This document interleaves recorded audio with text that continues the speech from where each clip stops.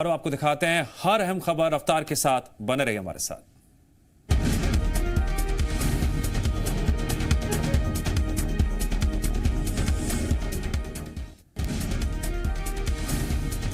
भोपाल में जल्द लागू होगा आदर्श किराएदारी कानून। कानून में नए तय होगी मकान के मेंटेनेंस, किराए समेत कई सभी जिम्मेदारियां। मध्य प्रदेश में सरकारी नौकरियों पर जो प्रतिबंध लगा था उसे खत्म किया जा रहा है। सीएम ने कहा कि प्रदेश में विकास का पहिया थम गया था, उसे फिर से गति देना शुरू कर दिया गया है। एमपी में सरकारी नौकरियों पर जो बैन लगा था उसे अब खत्म किया जा रहा है। ऑक्सीजन संकट पर सीएम ने कहा कि ऑक्सीजन की पर्याप्त व्यवस्था कर ली गई है। उन्होंने कहा ऑक्सीजन को लेकर केंद्र से पूरा समर्थन मिल रहा है। भिलाई स्टील प्लांट से आवश्यक ऑक्सीजन की आपूर्ति मध्य प्रदेश को कर दी जाएगी। टीकमगढ़ में पत्रकारों से बात करते हुए सीएम शिवराज सिंह ने ये बातें कही। छत्तीसगढ़ में शिक्षकों की भर्ती पर लगी रोक वित्त विभाग ने हटा ली है, जिसके बाद अब करीब 14,500 टीचर्स की भर्ती हो सकेगी। दरअसल प्रदेश में 14,580 टीचर्स की भर्ती होनी है, जिसको लेकर दोबारा अनुमति के आवेदन पर वित्त विभाग ने सहमति दे दी और अब रुके हुए सत्यापन के काम पूरे होंगे। साथ ही मेडिकल फिटनेस और पुलिस वेरिफिकेशन के बाद ज्वाइनिंग होगी। मध्य प्रदेश में आज से 23 सितंबर तक मुख्यमंत्री अन्नपूर्णा योजना के तहत अन्न उत्सव का आयोजन किया जा रहा है। इस मौके पर सीएम शिवराज सिंह चौहान 37 लाख लाभार्थियों को राशन वितरण करेंगे। जन कल्याण सप्ताह के दौरान उपभोक्ताओं को पात्रता पर्ची और राशन पैकेट दिए जाएंगे। इस योजना के तहत लाभार्थियों को 1 रुपए किलो में गेहूं, चावल, नमक दिया जाएगा। आपको बता दें कि ये किसी एक विभाग का कार्यक्रम न होकर सरकार का महत्वपूर्ण अभियान है, जिससे ग्रामीण विकास, राजस्व, कृषि विभाग सहित संबंधित विभाग सफल बनाने में जुटे हुए हैं। छत्तीसगढ़ बीजेपी कार्यकारिणी में बड़ा बदलाव होने वाला है। इसी के साथ ही नई कार्यकारिणी में पहले से एक उपाध्यक्ष और एक प्रदेश मंत्री ज्यादा होंगे। राष्ट्रीय हाईकमान ने इसकी मंजूरी प्रदेश संगठन को दे दी है। बीजेपी प्रदेश अध्यक्ष विष्णुदेव साय के मुताबिक जल्द ही कार्यकारिणी की घोषणा होगी। उसके बाद मोर्चा प्रकोष्ठों में नियुक्तियां होंगी। वहीं बीजेपी की नई कार्यकारिणी पर कांग्रेस ने तंज कसा। मध्य प्रदेश में पूर्व सैनिकों के नाम पर करोड़ों का घोटाला सामने आया है। इस मामले में ईओडब्ल्यू ने एफआईआर दर्ज कर ली है। बताया जा रहा है कि प्रदेश में सैनिक कल्याण बोर्ड से गलत तरीके से करीब 3 करोड़ रुपए निकाले गए। इस मामले में संचालनालय सैनिक कल्याण बोर्ड के कर्मचारी नीरज चतुर्वेदी और कुछ अन्य अज्ञात लोगों के खिलाफ मामला दर्ज किया गया। जानकारी के मुताबिक नीरज चतुर्वेदी समिति का लेखा जोखा देखता था। उस पर आरोप ये लगे हैं कि वो ज्यादा राशि के बिल पास करा लेता था।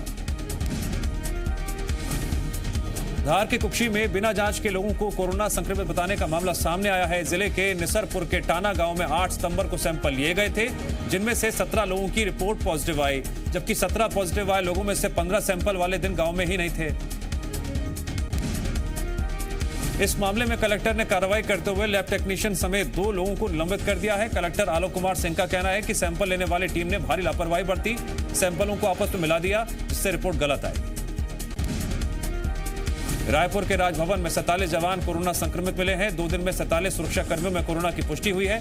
बताया जा रहा है कि राजभवन में ड्यूटी के लिए बाहर से जवान बुलाए गए थे। उनमें से 38 जवान और राजभवन के 9 सुरक्षाकर्मी कोरोना पॉजिटिव मिले। कोरोना के बढ़ते मामलों के बीच छत्तीसगढ़ में आज से इम्यूनिटी सर्वे शुरू किया जा रहा है। स्वास्थ्य मंत्री ने बताया कि आज से केंद्र की टीम सर्वे शुरू कर देगी और 20 सितंबर से नतीजे आने शुरू भी हो जाएंगे। कोरोना के बाद यह पहली बार है जब छत्तीसगढ़ में हर्ड इम्यूनिटी की जांच की जा रही है। आईसीएमआर की टीम प्रदेश के स्वास्थ्य विभाग की टीम के साथ मिलकर ये जांच करेगी। छत्तीसगढ़ में कोरोना संक्रमण थमने का नाम नहीं ले रहा है। पिछले 24 घंटे में प्रदेश में 3,450 नए मरीजों की पहचान हुई है। इसके साथ ही संक्रमितों की कुल संख्या बढ़कर 70,777 हो गई है। इनमें से 35,951 मरीजों का इलाज चल रहा है, जबकि 34,238 लोग ठीक हो चुके हैं। बीते 24 घंटे में कोरोना ने 4 लोगों की जान ले ली और इस दौरान 773 लोगों को अस्पताल से छुट्टी मिल गई। प्रदेश में अब तक 29,922 लोगों का अस्पताल में इलाज किया जा रहा है और 4,316 लोगों को होम आइसोलेशन भी उनका पूरा हो चुका है। मध्य प्रदेश में कोरोना विस्फोट जारी है। प्रदेश में कल भी 2,323 कोरोना के नए मरीज मिले, जिसके बाद से एक्टिव केस 21,620 और कुल मरीजों की संख्या 93,053 हो गई है। प्रदेश में कोरोना से 29 लोगों की और मौत हुई। इस महामारी से अब तक 1820 लोग अपनी जान गंवा चुके हैं। नए मरीजों की बात करें तो इंदौर से 386, भोपाल से 215, ग्वालियर से 204 और जबलपुर से 202 नए मरीज मिले हैं। देश में कोरोना का आंकड़ा लगभग 50 लाख के पास पहुंच चुका है। स्वास्थ्य मंत्रालय के मुताबिक देश के 5 राज्यों में 60% एक्टिव केस। दिल्ली में टेस्ट बढ़ाने के लिए कहा गया है। दिल्ली में मंगलवार को कोरोना के 4,263 नए मामले सामने आए। 36 मरीजों की मौत हुई। पिछले 24 घंटे में बने 43 नए कोरोना हॉटस्पॉट। 24 घंटे में सबसे ज्यादा मरीज भारत में। रफ्तार यही रही तो अक्टूबर में सबसे ज्यादा कोरोना मरीज भारत में होंगे। देश में कोरोना से अब तक 38.5 लाख लोग ठीक हो चुके हैं। 5 करोड़ 80 लाख से ज्यादा टेस्ट हुए हैं। स्वास्थ्य मंत्रालय ने इस बाबत जानकारी दी। दमोह में आसमानी आफत ने 7 जिंदगियां निकल ली। मंगलवार की रात 4 अलग अलग जगहों पर गिरी बिजली में 7 लोगों की मौत हो गई। इसके अलावा 3 जगहों पर आधा दर्जन लोग घायल हो गए। इस घटना पर सीएम शिवराज सिंह चौहान ने ट्वीट कर दुख जताया। शाहजहांपुर में बिजली विभाग की लापरवाही का खामियाजा 3 लोगों की मौत से चुकाना पड़ा। शाहजहांपुर जिले के सलसलाई थाना क्षेत्र के लसुड़िया मेहा में बिजली का पोल पूरा टूटा हुआ है, लकड़ी से बंधा हुआ है। इसी टूटे हुए पोल से बिजली के तार निकल रहे हैं जो टूटकर जमीन पर गिर गए थे, जिसकी चपेट में 3 लोग आ गए। सीएम की सभा में अपनी अपनी मांगों को लेकर किसानों और छात्रों ने हंगामा किया। किसानों ने अपनी अपनी खराब फसल दिखाकर हंगामा किया। वहीं पिछड़ा वर्ग के छात्रों ने पिछड़ा वर्ग आयोग की सिफारिशों को लागू करने की मांग की। कटनी में एक बंद पड़े मकान में 8 साल के बच्चे का शव मिलने से इलाके में सनसनी फैल गई। मामला माधवनगर थाना क्षेत्र बड़खेरा गांव का है। सूचना मिलते ही पुलिस के साथ एफएसएल की टीम भी मौके पर पहुंची। घटनास्थल का मुआयना कर जांच शुरू कर दी गई। रायपुर पुलिस ने मुखबिर की सूचना पर करीब 1.5 करोड़ का सोना जब्त किया है। पुलिस ने 2 आरोपियों को भी गिरफ्तार किया है। आरोपियों के मुताबिक सोना छत्तीसगढ़ में गहने बनाकर बेचने के लिए लाया जा रहा था, जिनसे फिलहाल गहनता से पूछताछ की जा रही है। रतलाम पुलिस ने बड़ी मात्रा में तस्करी किया जा रहा अंतर्राष्ट्रीय स्तर का नशीला पदार्थ जब्त किया है। पुलिस ने आरोपी को भी गिरफ्तार किया है। पुलिस के मुताबिक मुखबिर से एक कार में मादक पदार्थ एमडीएमए छुपाकर ले जाने की सूचना मिली थी। बिलासपुर में झाड़ फूक की आड़ में दुष्कर्म के आरोपी तांत्रिक मौलवी बाबा को पुलिस ने गिरफ्तार कर लिया। पुलिस ने मोबाइल लोकेशन ट्रेस कर आरोपी मौलवी शाकिर अंसारी उर्फ हब्बू बाबा को गिरफ्तार किया। जुलाई 2019 में मुंगेली निवासी युवती की तबीयत खराब होने पर उसके परिजन झाड़ फूक कराने ले गए थे, जहां सेपरेट इलाज का झांसा देकर मौलवी 1 महीने तक दुष्कर्म करता रहा। पीड़िता ने परिजनों के साथ मिलकर सीपत थाने में रिपोर्ट दर्ज कराई थी। कोरिया जिले में जंगली भालू ने रिहायशी इलाके में घुसकर आतंक मचाया। बीती रात लगभग 11:30 बजे एक भालू ने शहर में घुसकर 3 लोगों को घायल कर दिया। सूचना मिलने पर वन विभाग की टीम मौके पर पहुंची और भालू को जंगल की तरफ भगा दिया। लोगों से अपील की गई है घरों से ज्यादा रात में ना निकलें, क्योंकि जंगली भालू शहर की ओर बढ़ रहे हैं। 3 घायलों को चिरमिरी सामुदायिक स्वास्थ्य केंद्र में भर्ती कराया गया है। बड़वानी में किसान परेशान हैं। फसल बर्बाद होने से कोरोना काल में किसानों के सामने बड़ा आर्थिक संकट आ गया है। ऐसे में किसान लगातार मुआवजा देने की मांग कर रहे हैं, लेकिन अभी तक उनकी मांगों पर किसी ने ध्यान नहीं दिया है। किसानों ने भारतीय किसान संघ के बैनर तले 8 तहसीलों के किसानों ने प्रधानमंत्री और मुख्यमंत्री के नाम नायब तहसीलदार को ज्ञापन दिया। किसानों ने चेतावनी दी कि अगर उनकी मांगों का निराकरण नहीं किया गया तो वे बड़ा आंदोलन करेंगे। भोपाल नगर निगम ने निर्माणाधीन आलीशान मकान के अवैध हिस्से को हटाने की कार्रवाई की। अशोका गार्डन इलाके में बने इस मकान का निर्माण अभी पूरा भी नहीं हुआ।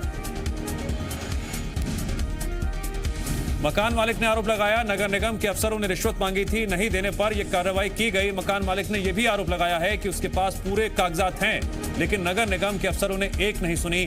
हालांकि नगर निगम ने सारे आरोपों को बेबुनियाद बताया है। विदिशा में बरकतुल्लाह यूनिवर्सिटी की फाइनल ईयर की कॉपी जमा कराने के लिए छात्र अलग अलग कॉलेजों में भटक कर परेशान हो रहे हैं। सोशल डिस्टेंसिंग का पालन भी नहीं हो रहा है।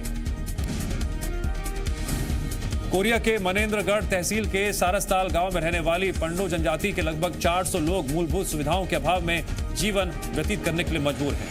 न सड़कें हैं, न बिजली है, न पानी, न स्वास्थ्य सेवाएं और न ही स्कूल। बरसात के मौसम में इन गांवों का संपर्क दुनिया से टूट जाता है। ऐसे में अगर कोई बीमारी आ जाए इस गांव में या कोई बीमार पड़ जाए तो भगवान भरोसे ही उसकी जिंदगी बच पाती है। जनप्रतिनिधि यहां जरूर आते हैं, लेकिन सिर्फ वोट मांगने। चुनाव खत्म होने के बाद इनको इन्हीं के हाल पर इसी तरह से छोड़ दिया जाता है। एलएसी के हालात पर आज राज्यसभा में रक्षा मंत्री राजनाथ सिंह का बयान। विपक्ष का केंद्र सरकार पर हमला जारी। सुबह 11 बजे राजनाथ रखेंगे अपनी बात। शंघाई सहयोग संगठन की वर्चुअल बैठक में पाकिस्तान की नापाक साजिश। बैठक में भारत का बदला हुआ नक्शा लगाया। भारत ने जताया विरोध। राष्ट्रीय सुरक्षा सलाहकार अजीत डोवल ने बीच में छोड़ी बैठक। आज संसद में पेश हो सकता है वन नेशन वन मंडी बिल। कानून बनने के बाद किसानों को देश भर में उत्पादन बेचने की मिलेगी छूट। ट्रेन यात्रियों को जल्द मिलेगी वेटिंग टिकट से मुक्ति। 21 सितंबर से रेलवे चलाएगा 40 क्लोन ट्रेनें। पहले चरण में सबसे व्यस्त रूट के मुसाफिरों को मिलेगी राहत। चीन की जासूसी पर एक और खुलासा हुआ है। भारतीय अर्थव्यवस्था की भी कर रहा है निगरानी। इंडियन एक्सप्रेस के मुताबिक चीन चुरा रहा है भारत के पेमेंट ऐप सप्लाई चेन की जानकारी। टीआरपी के लिए सनसनी फैलाने वाले न्यूज चैनलों को सुप्रीम कोर्ट की नसीहत। मीडिया की स्वतंत्रता नहीं हो सकती निरंकुश। मानक तय करने के लिए 5 सदस्यीय समिति बनाने के निर्देश। लॉकडाउन के दौरान फेक न्यूज की वजह से हुआ मजदूरों का पलायन। टीएमसी सांसद माला रॉय के सवाल पर गृह राज्य मंत्री जी किशन रेड्डी का संसद में लिखित जवाब। नेपाल और बिहार के कई जिलों में महसूस किए गए भूकंप के झटके। सहरसा, चंपारण और मुजफ्फरपुर में 5.3 तीव्रता का जलजला। काठमांडू में था भूकंप का केंद्र। कंगना रनौत ने बीएमसी से 2 करोड़ का हर्जाना मांगा। बॉम्बे हाईकोर्ट में दाखिल की याचिका। बॉलीवुड पर कंगना का सीधा निशाना, कहा बॉलीवुड ने आइटम नंबर्स, वाहियात फिल्में, ड्रग्स कल्चर, देशद्रोह और टेररिज्म का निर्माण करता है। कंगना ने ट्वीट कर करण जौहर पर फिर निशाना साधा। लिखा इंडस्ट्री सिर्फ करण जौहर और उनके पापा से नहीं बनाई। फौजी से लेकर दर्शक तक को दिया क्रेडिट। ड्रग्स मामले में जया शाह और श्रुति मोदी से आज सुबह 10:30 बजे पूछताछ। एनसीबी ने भेजा था समन। एनसीबी के 55 सवालों में फंसी रिया। सूत्रों के मुताबिक नहीं दे पाए किसी का जवाब। इसके बाद कसता गया शिकंजा। चाहकर भी नहीं बोल पाए झूठ। इजरायल, यूएई और बहरीन के बीच शांति बहाली का विरोध। वॉशिंगटन में शांति समझौते पर हस्ताक्षर के समय गाजा से लगातार रॉकेट के सायरन की वार्निंग। स्पेस क्राफ्ट बनाने के लिए यूरोपियन स्पेस एजेंसी और नासा के बीच करार। धूमकेतुओं से पृथ्वी को बचाने के लिए मिलकर करेंगे काम। जर्मनी में यहूदी विरोधी भावना से चांसलर एंजेला मार्कल आहत। कहा इस तरह की नफरत से शर्म आती है। ब्रिटेन में जाती हुई गर्मी का सितंबर में तापमान पहुंचा 31 डिग्री। हर साल की तरह लोगों ने लिया आनंद। समुद्र के किनारे लोगों ने किया वॉक। ब्रिटेन से भारत लौटेंगी राम, लक्ष्मण और माता जानकी की मूर्तियां। 40 साल पहले तमिलनाडु के मंदिर से चुराई गई थी 15वीं शताब्दी की मूर्तियां। लंदन में भारतीय उच्चायोग को सौंपी गई सभी मूर्तियां। उत्तरी स्पेन के जंगलों में लगी आग बनी मुसीबत का सबब। तेज हवाओं की वजह से आग बुझाने में आ रही है परेशानी। 6,700 हेक्टेयर जंगल हो चुके हैं अब तक खाक।